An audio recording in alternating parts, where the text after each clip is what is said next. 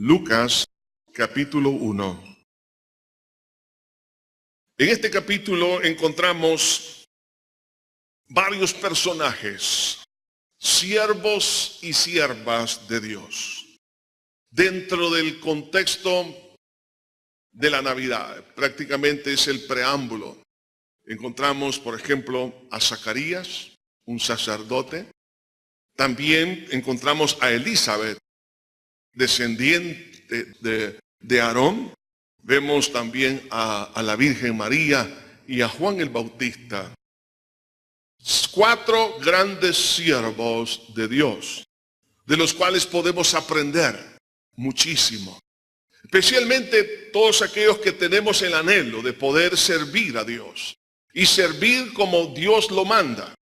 No servir como nosotros queremos, pero cómo es que Dios quiere que podamos desarrollar ese servicio. Y el servicio de ellos fue tan vital para preparar la plataforma para la salvación de esta tierra. Ahora, hoy estamos en este siglo XXI. Ahora nos toca a cada uno de nosotros el poder servir a los propósitos, a los intereses de Dios para bendición de la humanidad. La pregunta es, ¿encontrará Dios algún hombre, alguna mujer que se ponga en la brecha? En cierta oportunidad, el gran predicador D.L. Moody dijo: todavía no hemos visto lo que Dios puede hacer con un hombre completamente consagrado a Dios. Una persona que se entrega, se consagra en las manos de Dios. Dios puede hacer mucho en todas las esferas sociales, donde quiera que se encuentre, puede ser de gran bendición. Pero para poder ser eso, se requieren algunos aspectos que encontramos aquí en la palabra de Dios, como características, lecciones, que deben de ser tomadas muy, pero muy en cuenta para todo aquel que aspira a ser un siervo o una sierva de Dios. De ahí que, entonces, el tema del mensaje en esta hora es 7 lecciones para el que quiere ser un siervo de Dios. La primera lección es la grandeza desconocida al servir a Dios. Capítulo 1 de Lucas, versículo 5, dice así: hubo en los días de Herodes, rey de Judea, un sacerdote llamado Zacarías, de la clase de Abías. Su mujer era de las hijas de Aarón y se llamaba Elizabeth. Ambos eran justos delante de Dios y andaban irreprensibles en todos los mandamientos y ordenanzas del Señor. Tanto Zacarías como Elizabeth tenían una ascendencia de siervos, hombres y mujeres que a lo largo de los siglos empezaron a servir, y ellos heredan también esa bendición. Pero nunca llegaron a pensar que al estar sirviendo en el día y la hora, en el lugar correcto, la grandeza del servicio se iba a manifestar en sus vidas de una manera que nunca antes ellos la habían soñado. ¿Por qué? Porque a raíz de ese servicio que ellos estaban prestando a Dios y a la nación, ahí se da el espacio para que pueda nacer la voz que clama en el desierto. Estamos hablando del gran profeta Juan el Bautista, precursor del Señor Jesús, que preparó a través del mensaje el camino al Señor y el nacimiento del Mesías esperado desde la eternidad. Es interesante porque dentro de la misma familia de siervos se da este maravilloso fenómeno, donde Elizabeth, siendo parienta de la Virgen María, eran primas. El ángel se lo dijo a María: tu parienta Elizabeth. Interesante, porque tanto la descendencia que vemos aquí, tanto de Elizabeth, de Zacarías, de María, estaba dentro de una atmósfera de servicio. Hermanos, cuando en un hogar, con un hombre, una mujer, un esposo, una esposa, un padre, una familia se dispone a servir, van a ser bendecidos. Y algunas veces alguien se preguntará, ¿pero por qué Dios algunas veces escoge familias? Es porque han decidido servir. Vemos aquí que en esa misma familia vemos a Elizabeth, vemos a María, que eran parientas, pero las dos reciben grandes oportunidades de parte de Dios. Lo mismo en el caso de Zacarías. Nunca ellos pensaron la grandeza desconocida al servir a Dios. Hermano, cuando usted se dispone a servir, vamos a ver cosas que jamás nosotros hemos soñado. Vamos a llegar a experimentar cosas que jamás nosotros hemos planificado. Las cosas que Dios ha preparado para los que le aman no han subido al corazón del hombre. Esto estamos hablando cuando estemos con Cristo, hermanos. Dios va a revelar realmente la calidad y el impacto del servicio que se hizo en esta tierra. Por eso Jesús dijo, si a uno de estos mis pequeños le habéis dado un vaso de agua, a mí lo hiciste. Y el Señor promete recompensa por lo poco que se hizo por otra persona en nombre del Señor Jesús. De ahí que entonces servir al Señor nos va a abrir, hermanos, una puerta de sorpresas, de grandezas que nosotros no conocemos. Jamás esta pareja llegó a pensar que iban a ser los padres de Juan el Bautista, y a la vez que dentro de la misma familia, en el caso de la Virgen María, vendría el Mesías prometido. Por eso el hombre y la mujer que entra en el servicio de Dios debe de aprender esto, que Dios lo va a sorprender con cosas maravillosas. Segunda lección a poder aceptar son las exigencias en el servicio de Dios. Si en el mundo empresarial, si en las instituciones del gobierno, educativas, de cualquier otra naturaleza, hay exigencias para un trabajador, de la misma manera es en el caso del que sirve a Dios, y con mayor responsabilidad, porque servir al hombre es fácil, servir a Dios es, hermanos, otra cosa. ¿Por qué razón? Porque las demandas de Dios son más grandes que las demandas de un ser humano. De ahí que entonces vemos en esta pareja de Elizabeth y también de Zacarías, habían algunas exigencias muy importantes que a usted y a mí nos ayudan para poder tomar muy en cuenta en nuestra vida de servicio. Lo primero es que el servicio a Dios no está exento de necesidades. En el versículo 7, hablando de esta pareja, dice, pero no tenían hijo. Ellos querían tener un hijo, pero no podían. Sin embargo, ellos ya eran ancianos. Habían servido durante toda su vida, pero había una necesidad que no había sido suplida. Una de las cosas que Dios pide de cada uno de nosotros es que sirvamos, aunque algunas cosas todavía no las hemos visto cumplidas en nuestra vida. Todos tenemos necesidades. Algunos creen y han puesto como condición, si Dios no me responde en esta área, no voy a servirle. Lo siento mucho. Usted y yo somos llamados a servirle, tengamos hijos o no tengamos hijos. Tengamos salud o no tengamos salud. Tengamos dinero o no tengamos dinero. El siervo sirve porque ha sido llamado para servir. Independientemente si su respuesta todavía no ha llegado a su vida. Así que debe comprender que la exigencia en el servicio a Dios no debe ser condicionada. Si no tengo una respuesta a lo que yo estoy pidiendo, no voy a servir. El que hace eso se descalifica a servir a Dios.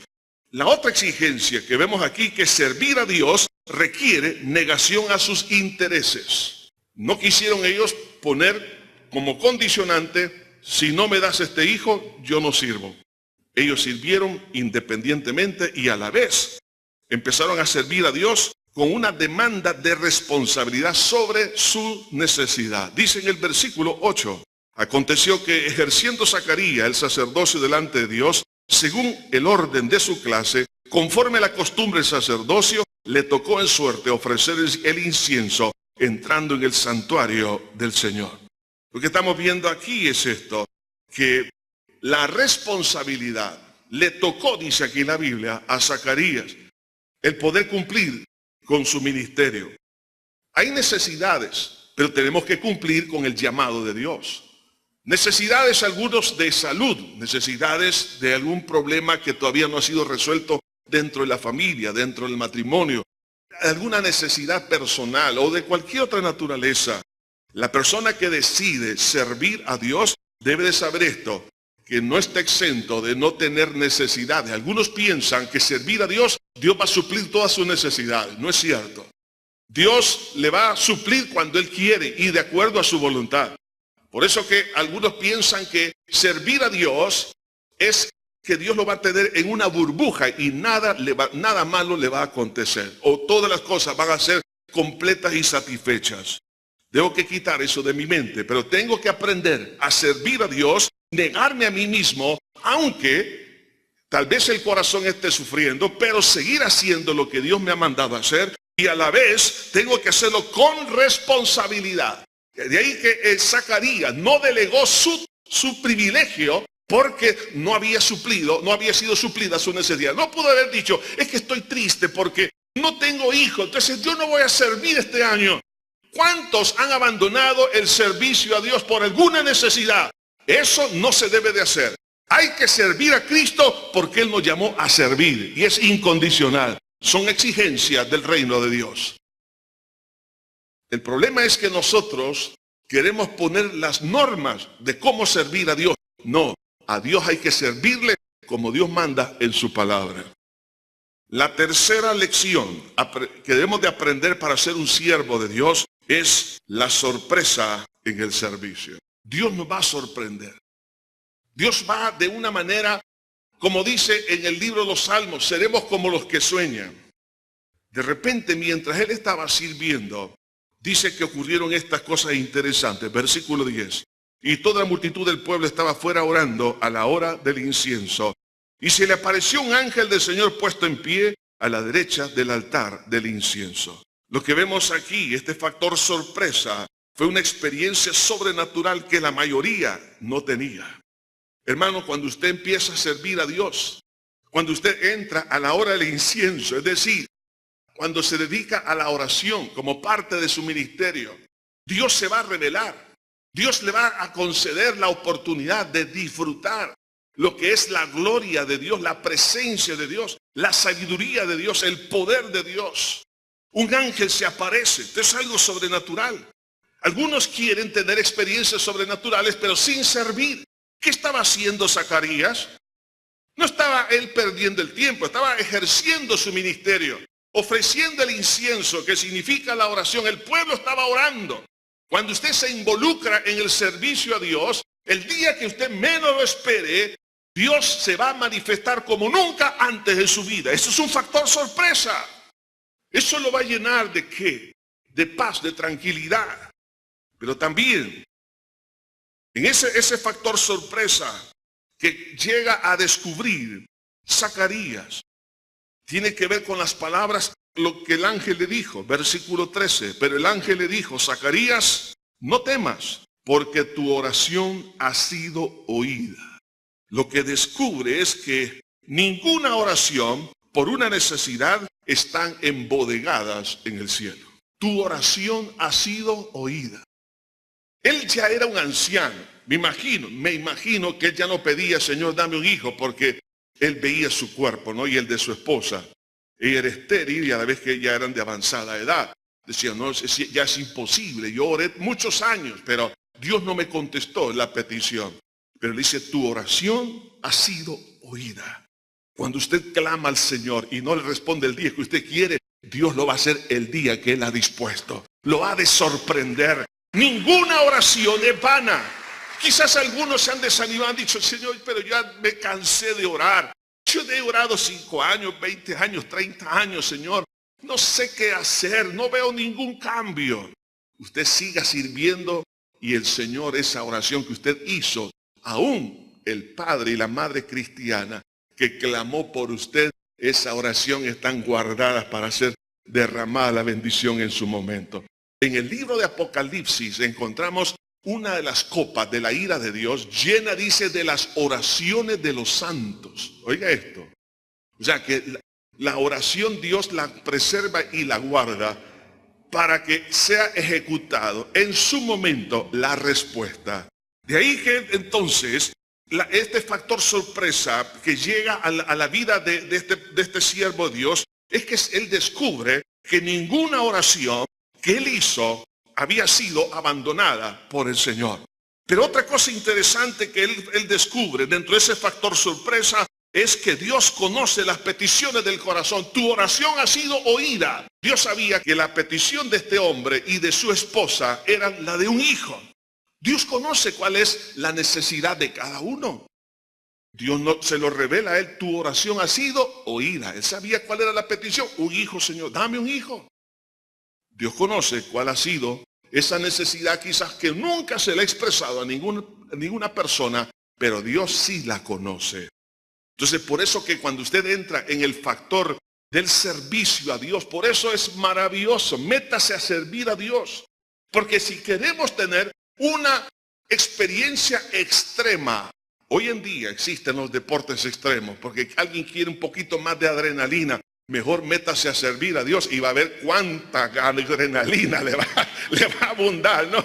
Ahí va a empezar a ver maravilla cuando usted mire a las personas que son liberadas, cuando las personas son salvas, cuando las personas son restauradas, cuando vea la sanidad, cuando vea tantas cosas y cómo Dios le usa. Entonces eso le va a llenar de mucha alegría y Dios sabe cuál es esa petición. Ahora mire qué interesante, que cuando Dios concede la respuesta, hermanos, nunca va acompañada de tristeza, sino de gozo. Este regalo, ¿cómo se llamaba este regalo? El regalo, Dios le puso nombre, se llama Juan. Vea el versículo 13. Pero el ángel le dijo, Zacarías, no temas, porque tu oración ha sido oída y tu mujer Elizabeth te dará a luz un hijo, un regalito, ¿no? Y llamarás su nombre Juan y tendrás gozo. Cuando Dios responde, las cosas que Dios da, hermanos, siempre van acompañadas de gozo, de alegría, nunca de tristeza. Por eso la Biblia nos dice en el libro de Proverbios, en el capítulo 10, versículo 22, la bendición de Jehová es, oiga esto, es la que enriquece y no añade tristeza con ella. Una cosa es que usted busque su riqueza de cualquier naturaleza, sea intelectual, económica o de cualquier otra naturaleza. Pero la bendición de Dios, lo que de Dios viene, hermanos, eso es la que nos bendice, nos ayuda a disfrutar la vida y no añade tristeza el Señor con ella. Al contrario, da gozo. Por eso el regalo que Dios le estaba dando a Zacarías y Elizabeth, llamado Juan ese niño, dice aquí la Escritura, y tendrás gozo. Cuando Dios da algo, cuando usted está sirviendo, Dios lo va a sorprender con alegría y con gozo. Claro, eso significa que tuvo un tiempo de tristeza. Desde el momento en que le dice, tendrás gozo, o sea, te voy a quitar la tristeza. Algunos piensan que las siervas y los siervos de Dios nunca deben de tener tristeza, que siempre tienen que andar sonriendo y enseñando hasta las muelas. No es cierto.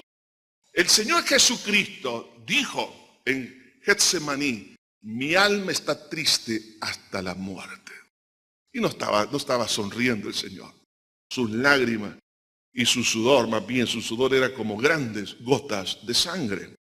Entonces, vemos que habrá un momento cuando Dios va a quitar la tristeza y la cambiará en gozo. Pero también en el versículo 15 dice, porque será grande delante de Dios. O sea, le está hablando que Dios lo va a sorprender aún más allá de lo que él había soñado. ¿Qué es lo que le está diciendo? Mira, no solo te voy a dar un hijo, sino que aquí le está trayendo a memoria a un teólogo, porque era sacerdote, Zacarías, conocedor de las Escrituras, le dice, no beberá vino ni sidra y será lleno del Espíritu Santo aún desde el vientre de su madre.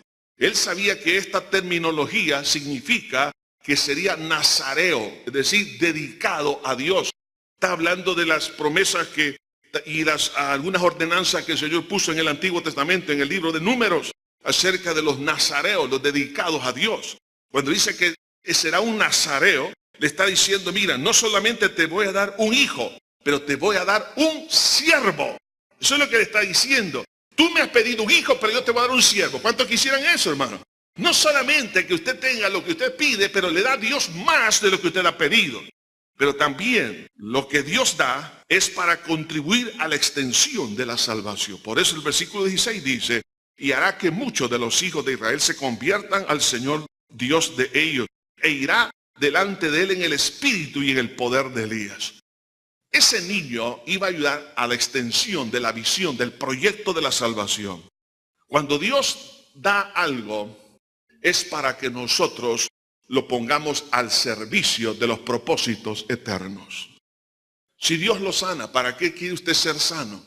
Para servir a Dios. Eso debe de ser lo correcto. Cuando la suegra de Pedro fue sanada, Y que Dios bendiga a las suegras y las sanes a todas, ¿no? ¿Sabe? Cuando ella fue sanada, dice la Biblia que se fue a la cocina a prepararle algo de comer al Señor. No se fue al salón de belleza, que le hagan el manicure, el pedicure y todos los cures, ¿no? Y todas las cosas que se hacen, ¿no?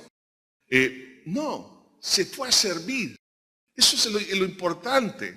Cuando yo recibo algo de Dios, ¿para qué quiero yo ese dinero extra a fin de año? ¿Para qué quiero salud? ¿Para qué quiero que Dios restaure, por ejemplo, una familia, un matrimonio? ¿Para qué deseamos que Dios nos bendiga, digamos, en el área intelectual?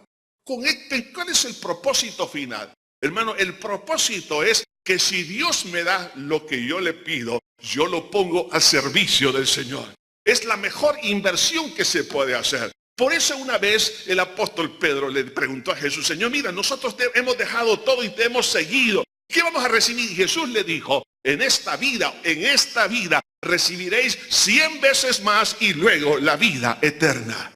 Por eso, hermano, cuando Dios da algo es para que sea una herramienta, para sean recursos para la extensión de la obra de Dios. Pero también lo que Dios da es por su fidelidad a su promesa. Alguien podría pensar que si Dios me responde y me va a sorprender con algo maravilloso, es porque lo merezco. No, señores. Es porque Dios lo prometió. Porque Él es bueno. El único 3 veces bueno se llama Dios. Usted y yo somos malos, pero Él nos bendice por misericordia. En el versículo 17, en la última parte de este versículo dice: para preparar al Señor un pueblo bien dispuesto. Cuando Dios da esa promesa, hermanos, es porque Él está prácticamente ratificando, Él está cumpliendo lo que Él prometió. En Isaías 40, versículo 3 dice: voz que clama en el desierto, preparad camino a Jehová, enderezad calzada en la soledad a nuestro Dios. Esa voz que clama en el desierto sabemos que se llama Juan el Bautista. ¿Por qué Dios le concedió a Elizabeth y a Zacarías ese regalo? No es porque ellos eran personas que no tenían errores, sencillamente porque lo que Dios promete, Él lo cumple. Entendamos esto, hermanos, que si Dios lo llega a sorprender a usted en un área de servicio, en un talento, en un área, en una posición que Dios lo ponga, a servir como Daniel en el gobierno, o como a José también. Pero Dios también a otros los va a poner a servir detrás de las ovejas, como fue el caso de David. O a algunos Dios los va a llamar, como llamó a Pedro y a Juan, detrás de las redes, o a un hombre que era prácticamente envuelto en el mundo de las finanzas, como Mateo. O quizás como Judas, el celote, que era un guerrillero. Ese era un guerrillero. Y Dios lo llamó a servir al Señor. Y fue parte de los apóstoles, ¿no? Ahora, si Dios hace esto, es porque Él es fiel a su palabra. No es porque lo merecemos. Algunos, cuando Dios les da un talento, les da un privilegio, les da una posición, una oportunidad, hermanos, se llenan de prepotencia y soberbia. No, señores, démosle mejor la gloria al Señor. Digamos: Señor, tú has sido bueno, has tenido misericordia de mí. Por eso, Señor, porque lo que tú has prometido lo estás cumpliendo ahora. Nunca nos sintamos orgullosos de nosotros. Si en algo nos hemos de gloriar, gloriémonos en Jesús nuestro Salvador. Hemos visto 3 de las 7 lecciones: grandeza, exigencias y sorpresa. La cuarta es la prueba, pero la prueba de la fe de un siervo de Dios. Algunas veces pensamos que las pruebas tienen que venir dentro de un contexto negativo, pero algunas de ellas vienen con las cosas buenas. ¿Cuáles las cosas buenas que le pasaron a Zacarías? Hermano, estando sirviendo, se le aparece nada menos que Gabriel, uno de los ángeles que Dios ha usado a lo largo de la historia para poder ministrar, para poder comunicar los grandes proyectos de Dios. Sin embargo, estando él allí con ese nivel de experiencia, fíjese bien, ve a un ángel. Algunos de ustedes han visto diablos y demonios, pero este vio un ángel. Un ángel se le aparece. ¿En qué momento? En el momento de estar sirviendo. Ahí estaba. Algo increíble. Nunca Zacarías lo había experimentado. Segundo, habla con un ángel de Dios. Y no es cualquier ángel, sino Gabriel. Zacarías era un teólogo. Él sabía que Gabriel fue el que le reveló en el capítulo 8 y 9 los proyectos de los futuros gobiernos a Daniel. Cuando el ángel se presenta, le dice, yo soy Gabriel. Claro, era como decir, ¿qué proyecto?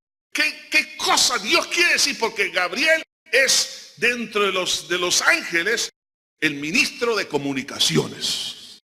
Él es el que se presenta y da las declaraciones de lo que Dios dice y lo que Él va a hacer. Entonces, era como para estar a la expectativa. Entonces, sin embargo, vemos que cuando Gabriel le dice el mensaje, está relacionado con una profecía.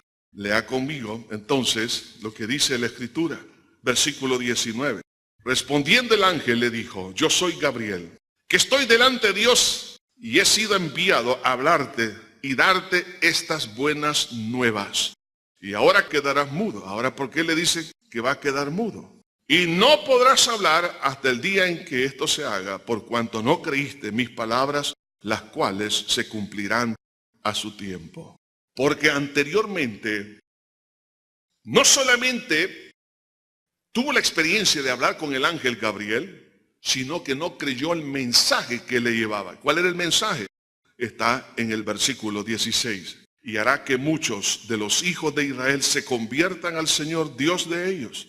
Él irá delante de él con el espíritu y el poder de Elías para hacer volver los corazones de los padres a los hijos y de los rebeldes a la prudencia de los justos, para preparar al Señor un pueblo bien dispuesto. O sea, Gabriel le estaba comunicando una profecía de 400 años atrás.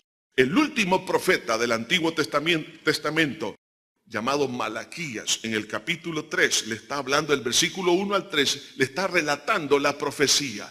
Sin embargo, este teólogo llamado Zacarías no entendió, o sea, se bloqueó. Algo le pasó, pero estamos hablando que era algo bello, maravilloso lo que le estaba pasando. Lo bueno para él le sirvió de tropiezo. ¿Por qué? ¿Es porque lo bueno tiene algo malo? No. Sencillamente es porque en su corazón de este profeta, o más bien de este siervo de Dios, este sacerdote llamado Zacarías, hermanos, surge la incredulidad. Ahora, hermanos, ningún hombre, ninguna mujer que sirve a Dios es perfecto en todo el sentido de la palabra. Si usted se da cuenta en los primeros versículos de este capítulo que hemos leído, dice que tanto Elizabeth como Zacarías andaban irreprensibles en todos los mandamientos y ordenanzas del Señor. La palabra irreprensible en el griego significa sin acusación como resultado de una investigación pública. Es decir, que nadie podía señalarle un error delante del examen social. ¿Significa eso que es íntegro en el sentido estricto de la palabra? No, sino que no le podían señalar. Pero sí había un problema en el corazón de este hombre. Y era el pecado de la incredulidad. Por eso el ángel le dice, por cuanto no creíste. Ahora, ¿qué es lo que pasó? ¿Cuál es la causa de la incredulidad de un siervo de Dios y con tanta experiencia maravillosa? Es porque llegó a cambiar la fe en Dios por la fe en la lógica de las posibilidades humanas. Porque la respuesta de Zacarías fue esta: soy viejo y mi mujer también. ¿Cómo será esto? No. Hermanos, tengamos mucho cuidado. En el caminar de la vida cristiana, algunas veces creemos que nos estamos volviendo más profesionales al ser más racionales desde la perspectiva humanista, pero no es cierto. Es ahí donde nosotros tenemos que entender que aunque usted tenga sus mejores bondades del Señor disfrutándola, usted está en lo mejor de su vida, está en el clímax, Hay que tener mucho cuidado cuando hay bendición, porque algunos, al estar en la cúspide, en un gobierno, en la empresa privada, en la iglesia, en la vida económica, en la vida de salud, la salud es inmejorable. Dios lo ha sanado, lo ha restaurado, lo ha bendecido. El problema es que de repente el corazón se llena de vanagloria y no creemos más en lo que Dios puede hacer, sino en lo que yo puedo hacer. Ahí está el grave error. Porque entonces él le dijo, soy viejo y mi mujer también. Entonces la lógica en las posibilidades humanas, lo que el hombre puede hacer. Entonces le dijo el ángel, mira, por cuanto no creíste, quedarás mudo. No le creyó el mensaje de Dios. Yo no sé cuántos han caído en ese grave error. Esto me recuerda el caso de un pastor que hizo un viaje en su tiempo de vacaciones a una de las montañas, uno de los picos allá en Europa. Cuando llegó a la cúspide, se puso de pie con las manos en alto y empezó a gritar.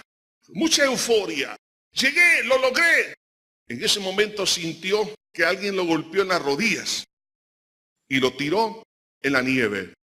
Y le dijo el encargado de la expedición, cuando uno llega a esta cima, no puede estar de pie, porque una ráfaga de viento lo puede lanzar a un precipicio y se termina todo su gloria y su alegría. Cuando uno llega a este punto, hay que caer de rodillas. Cuando usted y yo lleguemos a una bendición de Dios, hagamos lo que hizo Pedro. Apártate de mí porque soy pecador. Y Jesús dirá, desde ahora serás pescador de hombres. ¿Cuándo? Cuando estemos de rodillas delante del Señor.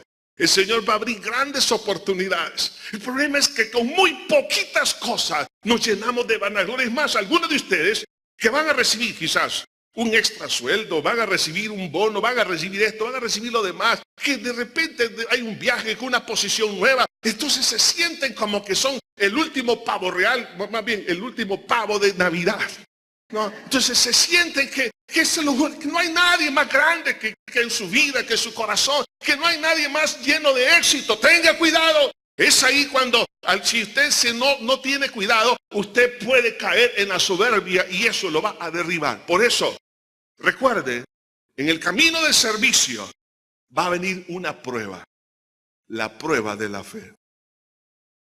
Claro, como Dios ama a sus siervos, Él lo va a disciplinar. Quedarás mudo. El machete de este hombre, porque era maestro, era predicador, era un hombre que tenía una influencia a nivel de la nación y necesitaba la voz. Quedarás mudo por un tiempo. Pero mire cómo algunos llegan a malinterpretar que cuando una sierva o un siervo de Dios es sometido a una disciplina de Dios, algunos piensan que Dios ya lo eliminó del proyecto. No es cierto. Lo que está haciendo es le está enseñando. Dice la palabra de Dios en el versículo 23, cumplidos los días de su ministerio, se fue a su casa. Después de aquellos días, dice, concibió su mujer Elizabeth. Oiga, quedó mudo, pero pudo engendrar. ¿Qué le parece? O sea, ese es otro milagro, hermano. Otro milagro. Pudo. Entonces, significa que el proyecto de Dios seguía, pero él estaba mudo, pero porque estaba aprendiendo, ¿no? Entonces, ahora, ¿qué significa eso? Que la gracia, hermanos, en el momento que se manifiesta, fructifica al aceptar la disciplina. Él no se rebeló. No, Señor, no me disciplines así. ¿Cómo no, hijo? Tienes que aprender a caminar en fe, en mi palabra, no en tu razonamiento. No te voy a quitar la disciplina hasta que no hayas sacado 100 en el examen. Si me sacan un 9.999, no, 100, hijo. Entonces está bien. ¿Cuánto va a ser? 7 meses, 9 meses. Todo el tiempo el embarazo de Elizabeth tuvo mudo. Pero mire esto. Pero en medio de la disciplina, ve el milagro. Su esposa queda embarazada. Estoy seguro que Elizabeth le decía en la noche, Zacarías, mira, el niño se está moviendo. ¿Dónde? No, por aquí. Y ustedes saben, estimados caballeros, ¿no? Cuando los niños están en el vientre de la madre, se mueven, uno empieza a hablarles y todo. Se siente tan bonito aquello, ¿eh? Y la mamá de repente, no siente tan bonito algunas veces porque siente que les hace falta aire. porque se estiran, se levantan. A veces aquí quizás hacen ejercicio los niños ahí, unos push-ups, ¿no? Algo hacen, pero el punto es que en ese momento ella estaba siendo testigo del desarrollo del plan de Dios. Ahí estaba, en ese vientre, estaba Juan el Bautista. No solo eso, sino que él es testigo y no podía hablar, pero llega la Virgen María. Porque cuando el mismo ángel, Gabriel, le fue a hablar a María acerca de el proyecto que Dios tenía con ella sí creyó, ¿no? Ella por eso dijo, hágase con su sierva conforme a su palabra. Ahí la clave, la fe. Zacarías no, pero María sí. El punto es que llega entonces María, y entonces Zacarías, me imagino que cuando la vio no la pudo saludar, solo de señas, o un abrazo, no sé. El punto es que de repente cuando ella saludó, la criatura tenía en ese entonces 6 meses, Juan el Bautista, saltó en el vientre de su madre y fue llena del Espíritu Santo, Elizabeth. Por ende también pasó con el profeta que estaba en el vientre, Juan el Bautista. Entonces él estaba siendo testigo del desarrollo del plan de Dios. Hermanos, tengamos mucho cuidado. Siempre pongamos nuestra confianza en Dios. Nunca confiemos en el dinero. No confiemos en el poder. No confiemos, hermanos, en la ayuda de hombre. Confiemos en el brazo omnipotente de nuestro Señor. Esa es la clave. Mantengámonos siempre creyendo al Señor. Por eso, la cuarta lección es la prueba de la fe. Quinto, es la unción, la capacitación del Espíritu Santo para desarrollar el ministerio que Dios nos ha otorgado. Ya en el versículo 39, encontramos aquí lo que sucedió cuando María saluda a Elizabeth. Dice, en aquellos días, levantándose María, fue deprisa a la montaña, a una ciudad de Judea, y entró en casa de Zacarías y saludó a Elizabeth. Y aconteció que cuando oyó Elizabeth la salutación de María, la criatura saltó en su vientre, y Elizabeth fue llena del Espíritu Santo. Hermanos, esto es impresionante. Algunos piensan que cuando hay un embrión, una criatura en el desarrollo, en cualquier etapa de la gestación, el vientre de una madre, dicen, no, esa no es una persona, es una masa amorfa, no hay sentimientos, no es cierto. Eso es para aquellos que tienen esa mente de destrucción. Por eso el aborto, algunos quieren justificarlo, hacerle sentir a la persona que va a entrar, ya sea la mujer que se practica el aborto o los médicos que practican el aborto, creen que lo que están haciendo no es nada malo. Dice aquí que la criatura saltó en el vientre. La Biblia dice que saltó de alegría. La criatura tiene, hermano, o percibe las emociones de una madre, ya sea de tristeza, de dolor, una emoción de alegría. La criatura saltó de alegría, había conciencia. Lo que sucede es que nosotros no conocemos todo. Claro, hoy con las últimas investigaciones que se han hecho a esos niveles, hermanos, claro, ya se sabe que la criatura tiene emociones, hasta lloran, se ríen, etcétera. Claro, porque a través de la ultrasonografía en 4 dimensiones, 3D, también se puede notar todo eso. Ahora, además con algunos pequeños micrófonos y cámaras y todo lo que hacen para poder detectar a esa criatura. Entonces, algunos creen que eso no es pecado, el poder abortar, es pecado. Por eso que vemos aquí que esta criatura saltó de alegría, porque había conciencia de lo que estaba sucediendo. Por eso, estimada madre, futura madre, quiero decirle que lo mejor que usted puede hacer para bendecir a esa criatura que va a estar en su vientre es que usted sea llena del Espíritu Santo de Dios. Que sirva a Dios, porque eso que usted percibe, eso no significa que no va a percibir a lo mejor ingratitud de un esposo o un ambiente hostil en su casa. Pero por eso perdone continuamente, para que no le afecte al niño la amargura que hay en su corazón. Por eso dele gloria a Dios en medio de todo, bendiga el nombre de Dios y debe de saber que si Dios es con usted, ¿quién contra usted? Para que el niño pueda crecer seguro, bendito del Señor Jesús. La unción capacitó a Elizabeth, capacitó a Juan el Bautista para desarrollar el servicio que Dios le había asignado y para hablar la palabra. Ese niño fue lleno del Espíritu Santo desde el vientre. Ese fue el mensaje de Gabriel. Y efectivamente, Zacarías, en el versículo 76, dice, y se dirige al niño cuando Dios ya le quitó la disciplina, ¿no? Ya pudo hablar. Leyendo el versículo 67 y 76 dice, y Zacarías su padre fue lleno del Espíritu Santo y profetizó. O sea, estamos hablando de hombres y mujeres llenos del Espíritu. Y le dice al niño, y tú niño, profeta del Altísimo, serás llamado. ¿Qué significa? La unción te va a capacitar para ser un predicador de primer nivel. Efectivamente. Hermanos, no ha habido más grande predicador después de nuestro Señor Jesucristo que Juan el Bautista. Juan el Bautista no hizo un milagro, pero Jesús dijo, de los nacidos de mujer no ha habido un hombre más grande que Juan. No ha habido un predicador que arrastraba a las multitudes, no a lugares que tenían una ambientación hermosa y con aire acondicionado, sino al desierto. Miles y miles llegaban a él porque la palabra que había en él era palabra de Dios bajo la unción del Espíritu Santo. Todos, aún el mismo Herodes le tenía miedo. Una vez le mandó a decir, no te conviene tener por mujer a la esposa de tu hermano. O sea, le dijo al mero presidente de la República, ¿no? Y Juan el Bautista era un hombre respetadísimo por el poder de la palabra. ¿Qué lo hizo a él un hombre de esa categoría? La unción. Hermano, cuando Dios lo llama a servir, no se preocupe, Dios lo va a capacitar con el Espíritu de Dios. Así que esa es la quinta lección. La unción capacita.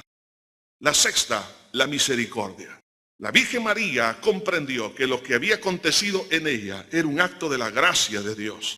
Por eso que en el versículo 45, aquí encontramos cómo ella entiende que el favor de Dios para con ella fue un acto de misericordia. Y dice en la Escritura, y bienaventurada la que creyó, porque se cumplirá lo que le fue dicho de parte del Señor. Entonces María dijo, engrandece mi alma al Señor y mi espíritu se regocija en Dios mi Salvador, porque ha mirado la bajeza de su sierva. Pues he aquí, desde ahora me dirán bienaventurada todas las generaciones. Ella comprende que lo que ha recibido es por misericordia de Dios. Hermano, esa es la causa, es la fuente de un ministerio. Usted no crea que Dios lo va a llamar porque usted y yo lo merecemos. Usted y yo no merecemos nada. Es por gracia, es por misericordia. Dios nos ha favorecido. Y por eso que algunos cuando llegan a alguna posición, hermano, se llenan de vanagloria como que Dios nos está premiando. Dios no está premiando, Dios nos está concediendo un privilegio inmerecido por gracia, por misericordia. En ningún momento la Virgen María dijo, sí, yo me lo merezco. Al contrario, le produjo, cuando alguien entiende que es por misericordia, produjo un deseo de glorificar a Dios. Y por eso ella dice, engrandece mi alma al Señor. Cuando alguien entiende que el ministerio que está desarrollando es por misericordia, su pasión es poner en alto a Cristo y no ponerse en alto ella o él, sino a Cristo. Solo a Dios gloria. Cuando alguien ha entendido que lo que ha recibido es por gracia. Pero también lo llena de regocijo. El versículo 47, mi espíritu se regocija en Dios. No hay persona que se llega a regocijar y tener mayores satisfacciones que una persona que cuando recibe lo que Dios le da, lo recibe como un acto de misericordia. Y por eso le acompaña el regocijo y a la vez la humildad.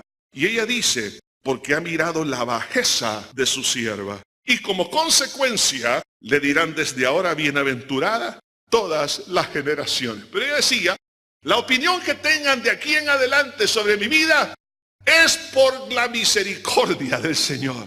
Hermano, aún después que usted haya partido de esta tierra y lo recuerden a usted, recuerde que lo que va a pasar es que van a traer a memoria las misericordias de Dios sobre su vida, sobre lo que usted ha hecho y la influencia y el impacto sobre otras personas. Así que la misericordia tengo que comprenderla en el camino del servicio. Y en último lugar, la glorificación a Dios. Ya a partir del versículo 57, ya Elizabeth ya estaba en su 9º mes de embarazo. Y dice, y cuando Elizabeth se le cumplió el tiempo de su alumbramiento, dio a luz un hijo, y cuando oyeron los vecinos y los parientes que Dios había engrandecido para con ella su misericordia, se regocijaron con ella. Los milagros fuera de tiempo son los que llegan a sorprender más. Si Dios no le ha contestado en este día lo que usted ha querido durante algunos años, no se preocupe. Cuando Dios hace milagros fuera de nuestro tiempo, pero no el de Él, es porque Él se ha de glorificar aún más. Él va a traer, hermano, mayor nivel de sorpresa. ¿Se puede usted imaginar lo que pensaban de Elizabeth y de Juan? Siendo ellos muy conocidos en toda la nación de Israel. Entonces dice, cuando lo oyeron los vecinos y los parientes que Dios había engrandecido para con ella su misericordia, se regocijaron. Hermano, toda la gente empezó a decir, ¿qué es lo que pasó? Increíble lo que Dios ha hecho. Entonces estos milagros que están fuera de su tiempo y de mi tiempo van a glorificar a mi Señor Jesucristo y van a traerle alabanzas al Señor. Pero ¿sabe por qué? Porque este tipo de milagros tiene una trascendencia aún sobre el tiempo. Llamará su nombre Juan. El nombre Juan significa Jehová ha sido propicio. En otras palabras, lo que Dios le va a dar a usted y me va a dar a mí es porque Él ha sido propicio a mi pecador. En otras palabras, ha sido un acto de misericordia. Dios ha sido bueno y la gente va a saber cuán bueno es el Señor. A pesar que usted y yo somos malos, pero Él es bueno y en medio del pecado sobreabunda la gracia del Señor. Dios quiere bendecir a este país. Y le voy a decir una cosa, cuando Dios toque esta nación, van a decir, es imposible que esta nación haya salido de la crisis que estaba. Pero le diremos, Jehová nuestro Señor lo hizo, porque su misericordia es grande para siempre. Vamos a darle alabanza al Señor. Hermanos, el impacto será tan trascendental que dice el versículo 65, y se llenaron de temor todos sus vecinos. En todas las montañas de Judea se divulgaron estas cosas. El mundo sabrá lo que Dios ha hecho con usted. Y dice el versículo 66, y todos los que oían las guardaban en su corazón, diciendo, ¿quién pues será este niño? Y la mano del Señor estaba con él.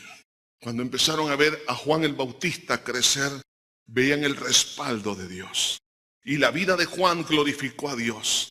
Lo que Dios le va a dar, oiga esto, va a glorificar a Dios. Debo de comprender que si Dios me da algo, no es para mí, es para la gloria bendita de mi Señor. ¿Por qué? Porque de esa manera estamos nosotros reconociendo que Él es la fuente de todo y que yo como hijo he sido adoptado para participar de sus bondades y misericordia. Y luego vamos a participar, hermanos, en poder dar a conocer el milagro por todas las naciones. Lo que Dios haga con ustedes es algo que, hermanos, no tendrá límites. Por eso que en el versículo 76, cuando Zacarías luego empieza a hablar, cuando el niño nace, Zacarías habló y profetizó bajo la llenura del Espíritu Santo y le dice, tú niño, profeta del Altísimo serás. Las primeras palabras de este hombre fueron estas. Dice, porque irás delante de la presencia del Señor para preparar sus caminos, para dar conocimiento de salvación a su pueblo, para perdón de los pecados, para la entrañable misericordia de nuestro Dios, quien ha visto desde lo alto la aurora, para dar luz a los que habitan en tinieblas y en sombra de muerte, para encaminar nuestros pies por caminos de paz.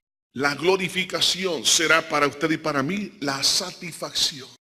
¿Cómo se sentiría Elizabeth y Zacarías con su hijo? Yo imagino que solo caían postrados diciendo gracias, gracias. Valió la pena esperar. Sobre todo, valió la pena servir a Dios. Nunca pensaron que aquel ADN que tenían del servicio los llevaría a esos niveles. Yo no sé cuántos en esta hora están dispuestos a decirle, Señor, tú me estás llamando a servir, pero me da miedo. Algunos están siendo llamados a tiempo completo, otros no. Lo importante es que usted y yo sirvamos en el nivel y en la forma que Dios quiere y en el lugar que Dios quiere. Quiero hacer un llamado ahora, no solamente a los que están acá presentes, pero a todos aquellos que me escuchan este mensaje. dispóngase a servir a Dios. Recuerde, en el momento que usted sirve a Dios, va a empezar a conocer la grandeza desconocida. Va a tener unas exigencias del reino distintas a las que usted tiene en su empresa o en su negocio donde usted trabaja. Las sorpresas sobrenaturales van a venir. La fe va a ser probada, especialmente en los tiempos de éxito. La unción lo va a capacitar para desarrollar el ministerio. La misericordia de Dios será la fuente de su ministerio. Es la razón de su llamado. Pero a la vez, la glorificación a Dios será nuestra gloria. Si hay alguien aquí que Dios lo está llamando, yo le voy a pedir que dé un paso de fe. Pase acá al frente, por favor. Dígale, Señor, Señor, aquí estoy. Te quiero servir. Yo no sé cómo ni cuándo, pero hay algo que me quema, me quema, me quema. Hay algo que lo impulsa. Véngase. Hallará también lugar en la viña del Señor. Trabajar y orar en la viña del Señor. Si tu anhelo es orar y ocupado siempre estar en la viña del Señor. Síguenos, trabajar y orar. Pónganse en pie todos, por favor. Y el que quiera pasar, decirle así, Señor, aquí está mi vida. Te la entrego, te la consagro a ti. Siempre está en la viña. Buen Padre, aquí estamos delante de ti, poniendo, Señor, la vida de cada uno en tus lindas y hermosas manos. Bendice, Señor, cada uno que ha decidido en esta hora de poder hacer su mejor ofrenda, su vida, su talento, sus energías, su tiempo, su capacidad. Señor, mira a cada hombre y cada mujer, Señor, que está dispuesto a decirte, aquí estoy, haz de mí lo que quieras. Señor, úsales. Que no les falte en ningún momento, Señor, esa gracia.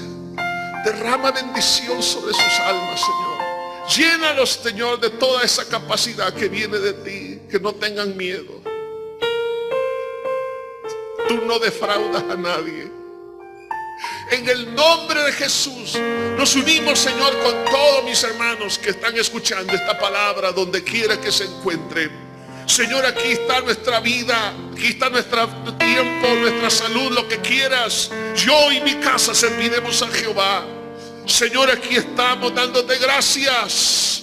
Si Juan el Bautista aparece con Elizabeth, con Zacarías y aún la Virgen María, preparando cada uno de ellos el primer advenimiento, ahora nos toca a nosotros preparar el camino para tu segunda venida, Señor. Usa a cada uno, Señor. Bendícelos de una forma especial. Derrama bendición sobre ellos. Pon ese fuego, Señor, que les queme hasta el punto de hacer lo que tengan que hacer. Señor, que reciban sabiduría celestial. Gracias, Señor. En el bello nombre de Cristo lo pedimos todo, Señor. Estimado amigo y amiga que en esta hora ha escuchado el mensaje de la palabra de Dios, Dios tiene una linda oportunidad para usted, pero usted tiene que tomar una decisión. Es una decisión de fe. Y esa decisión tiene dos grandes partes. Uno, que le pida perdón a Dios por haberle ofendido a Él con sus pecados. Y en segundo lugar, creer que Él derramó su sangre para perdonarle todos sus pecados. Si usted quiere en esta hora abrir su corazón a Dios y decirle, Señor, sálvame, le voy a dirigir en una oración que contiene estos dos elementos que le he mencionado. Por favor, ahí donde está, haga esta oración conmigo. Diga, Padre eterno que estás en los cielos, Me arrepiento de todo corazón por haber pecado contra ti.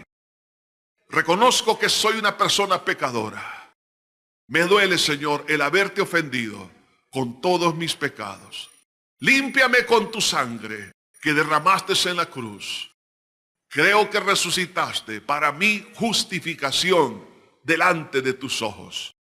Por ello, Señor, te abro mi corazón y te recibo como mi único y suficiente Salvador. En Cristo Jesús. Amén y amén. Le felicito a todas aquellas personas que en esta hora han tomado a bien darle su vida a Jesús. Ahora, ¿qué tiene que hacer? Lea la Biblia. La Biblia es como un poema de amor de Dios para usted. Es su alimento, es su pan diario. Además de eso, ore. Orar es platicar con Dios en nombre del Señor Jesucristo. Congréguese en la iglesia para que usted sea edificado y fortalecido. Y también recuerde que si vuelve a caer en algún pecado, pídale perdón a Dios y no se quede postrado a la mitad del camino. Sacúdase el polvo a través del arrepentimiento pidiéndole perdón a Dios y levántese y siga caminando porque Jesús le espera al final del camino. Que Dios le bendiga.